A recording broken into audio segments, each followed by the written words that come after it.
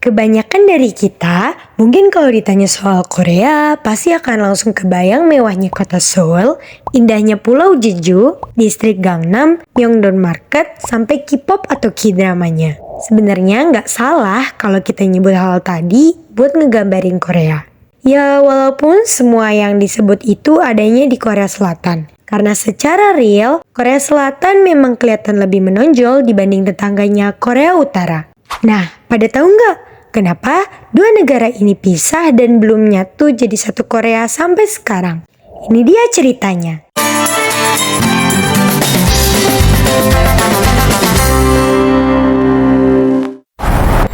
Untuk cerita terpisahnya Korea, kita harus mundur jauh ke tahun 1945, atau tepatnya di Perang Dunia Kedua, di mana semenanjung Korea yang masih jadi satu daerah untuk berstatus di bawah kekuasaan Jepang dan telah berlangsung selama 35 tahun.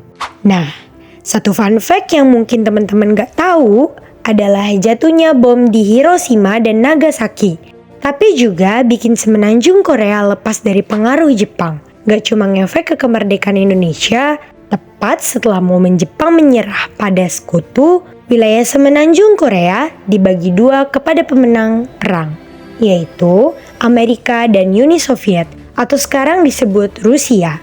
Sesuai persetujuan PBB, Korea Utara jadi milik Uni Soviet, sementara Korea Selatan berada di bawah kendali Amerika, di mana kedua wilayah dibatasi oleh garis zona demilitarisasi atau DMZ. Nah, pembagian tadi justru jadi awal terpisahnya wilayah Korea seperti yang kita tahu sekarang. Setelah penyerahan diri Jepang tadi, Uni Soviet nguasain Korea Utara nyebarin paham komunis, sementara Amerika nguasain selatan dan masukin paham kapitalis. Sebelum lanjut, ada baiknya kamu ngerti dulu nih soal bedanya komunis dan kapitalis. Simpelnya gini, komunis itu ibaratnya kamu punya rumah atas nama kamu, tapi kegiatan apapun yang dijalani di dalam rumah dikontrol full sama kelurahan tempat kamu tinggal. Jadi kalau misal kelurahan ngewajibin kamu bangun tidur jam 2 pagi setiap harinya, ya kamu harus nurut.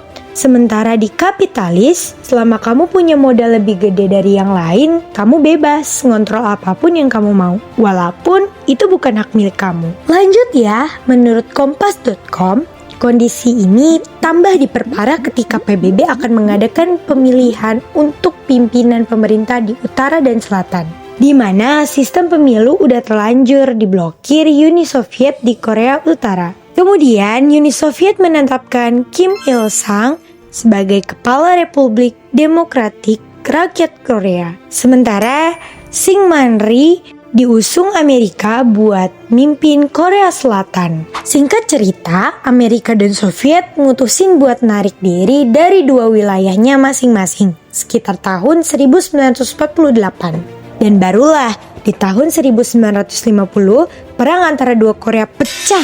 Korea Utara yang ingin membuat satu semenanjung Korea berpaham komunis berniat untuk menguasai Korea Selatan yang kebetulan waktu itu kalah dari sisi militer. Tepat di pertengahan 1950, Korea Utara yang dibantu tentara Cina menyerang Korea Selatan sehingga menyebabkan banyak korban berjatuhan, khusus dari pihak Korea Selatan waktu itu. Kabar perang antara dua Korea ini sampai ke PBB dan jelas bikin PBB ikut panas. PBB kemudian mengutus Amerika dibantu 15 negara lainnya buat ngasih bantuan ke Korea Selatan, sekaligus nyerang balik ke Korea Utara. Dan ini menyebabkan banyaknya korban jiwa di pihak Korea Utara. Sadar kalau perang ini bakal terus makan korban, maka tepat di tahun 1953, Korea Utara dan Korea Selatan sepakat menandatangani kesepakatan gencatan senjata sekaligus melarang siapapun masuk di zona demilitarisasi selama kesepakatan ini berlangsung.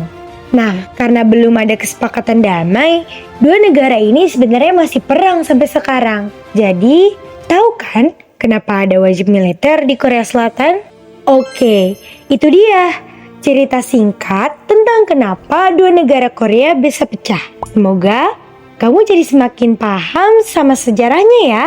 Like and subscribe buat terus dukung channel ini dan kita ketemu lagi di video selanjutnya.